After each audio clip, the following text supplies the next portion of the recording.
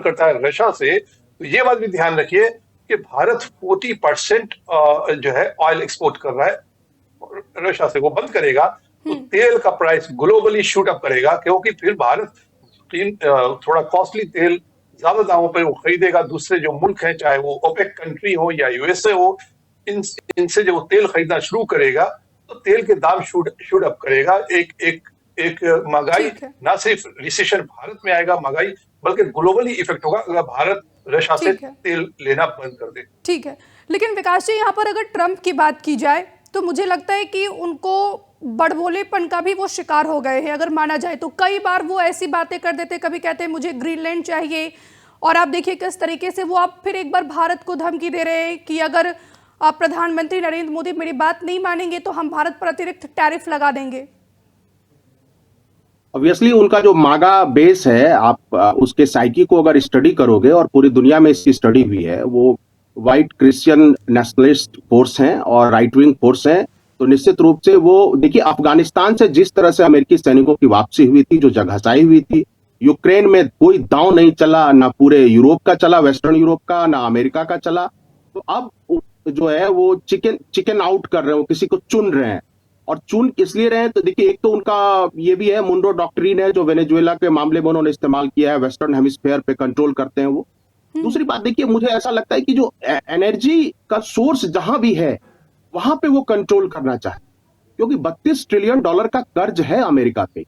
तो ऐसी स्थिति में अब देखिए, चाइना जो है बॉन्ड बेच रहा है, सॉवरेन बॉन्ड जो अमेरिका से लिया था, भारत ने भी सेल किया है बॉन्ड। तो एक तरह से वहां की इकोनॉमी पर भी कई तरह के सवाल खड़े हो गए। तो अब देखिए, 2026 में चुनाव भी वहां होने हैं, 35 सीटों पर, सीनेट की 35 सीटों पर चुनाव होने। और जोहरान ममदानी की जो न्यूयॉर्क में जीत हुई, उससे डेमोक्रेट कम बैक कर सकती है, ऐसा उनको लग रहा है। तो ये सारा अभी देखिए, कोलंबिया में होगा, ईरान में प्रोटेस्ट 8 दिनों से चल ही रहा है, और सोर्स ऑफ एनर्जी को कंट्रोल करेंगे और इसी तरह से थ्रेट करते रहेंगे पूरी दुनिया को, ये दिखाने के लिए कि अमेरिका एक सुपर पावर है, एक हिजोमेनिक पावर है। और आप देखिएगा कि इनका देखिए, इनकी पूरी अमेरिका की जो विदेश नीति है, एक मॉर्गेनदाउ नाम के चिंतक हैं, उन पर आधारित। और वो मॉर्गेनदाउ कहते हैं कि जो इंटरनेशनल पॉलिटिक्स है उसमें मॉरलिटी कोई चीज नहीं है। इसलिए हैरान मत होइए, सद्दाम हुसैन को की सत्ता को गिरा दिया गया, WMD कहकर, वेपन ऑफ मास डिस्ट्रक्शन है। कहां मिला वो WMD सद्दाम हुसैन को? उसके बाद से इराक तो खड़ा नहीं हो पाया अपने पांव पे। तो ये मॉरलिटी की बात कृपया अमेरिका के संदर्भ में ना करें। अब जहां तक भारत की बात है, भारत को अपने कार्ड्स जो है अलग अलग तरीके से खेलने होंगे। जैसे देखिए कि कम से कम विदेश नीति के मामले में मैं पहले कह चुका हूं, सत्ता और विपक्ष एक साथ एक सुर में बात करें। ये ऐसी बात नहीं है कि अगर राहुल जी प्राइम मिनिस्टर होते तो भी ट्रंप का यही रवैया होता। तो इस रूप में, क्योंकि कांग्रेस और बीजेपी की विदेश नीति नहीं है, भारत की विदेश नीति है। नहीं तो क्या लगता है आपको कि क्या वो समय आ गया है कि भारत सरकार को खुलकर ट्रंप के खिलाफ रिस्पॉन्ड करना चाहिए? सिर्फ एक लाइन में, फिर मैं शुभेंदु जी के पास जाऊंगी। नहीं, भारत की विदेश नीति कभी भी ऐसी नहीं रही है। भारत का कोई भी प्राइम मिनिस्टर ऐसा नहीं रहा है कि वो खुल के इस तरह से बात करते हैं। भारत अपने हिसाब से, अपने तय हिसाब से करता है। चाहे आप इंदिरा जी के समय का दौर याद कीजिए, तो रोज यही खबरें छपती थी कि CIA साजिश कर रहा है इंदिरा जी को हटाने की। लेकिन इस तरह से भारत सरकार कभी रिएक्ट नहीं करती।